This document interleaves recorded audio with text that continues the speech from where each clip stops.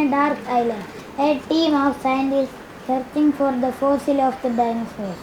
At night they make the tent and take rest. At the morning they go to a mountain. That time the sea begins to shake. ഇതവൻ്റെ കഥയാണ്. അവൻ എഴുതിയ കഥ. Rivaldo Sibi എന്ന കുരുന്ന് കഥാകാരന് 9 വയസ്സാണ് പ്രായം. ഒരു വർഷം മുൻപ് തൻ്റെ 8ാം വയസ്സിലാണ് ആദ്യമായി റിവാൾഡോയുടെ ഒരു കഥാസമാഹാരം പുറത്തിറങ്ങുന്നത്. ഇന്ന് ഇംഗ്ലീഷിലും മലയാളത്തിലുമായി 4 കഥാസമാഹാരങ്ങളുണ്ട് ഈ ചെറു കഥാകൃത്തിൻ്റെ പേരിൽ. ഒപ്പം ഏറ്റവും പ്രായം കുറഞ്ഞ കഥാകൃത്തെന്ന ഇന്ത്യ ബുക്ക് ഓഫ് റെക്കോർഡും. LKG ആദ്യമായിട്ട് ഒരു അക്ഷരം പഠിക്കുന്നത് സ്കൂളിൽ ചെന്നതിന് ശേഷമാണ്. അല്ലാതെ ബാലവാടിയിലൊന്നും പോയിട്ടില്ല, അംഗൻവാടിയിലൊന്നും പോയിട്ടില്ല. മത സ്കൂളിലാണ് അവൻ LKGക്ക് ചേരുന്നത്. LKG അവൻ്റെ ശിവ മിസ്സിൻ്റെ ശിക്ഷണത്തിലാണ് അവൻ അക്ഷരം തുടങ്ങിയത്. മിസ്സിൻ്റെ ഒരു കരുതലാണ് അവൻ അക്ഷരത്തിനോട്ട് ഇതായത്. LKG ഏതാണ്ട് ഫൈനലായപ്പോൾ തന്നെ അവൻ ചെറുതായിട്ട് എഴുതാൻ തുടങ്ങി, അക്ഷരങ്ങളൊക്കെ എഴുതാൻ തുടങ്ങി.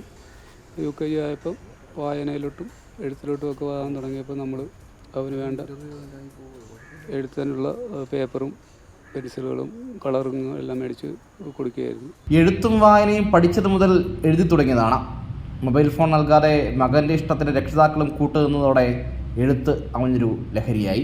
എൻ്റെ ഒരു ലക്ഷ്യം എന്ന് പറഞ്ഞാൽ ഒരു വണ്ണമുള്ളൊരു ബുക്ക് എഴുതണമെന്നാണ്, ഒരു വലിയൊരു ബുക്ക് അത് എഴുതണമെന്നാണ്. അത് ഡയറിയൊക്കെ ഉണ്ടപ്പോൾ അതിൻ്റെ അകത്ത് ഒരു ഡയറി ഫുള്ളൊരു നോവൽ എഴുതണമെന്നാണ് എൻ്റെ ഒരു ലക്ഷ്യം.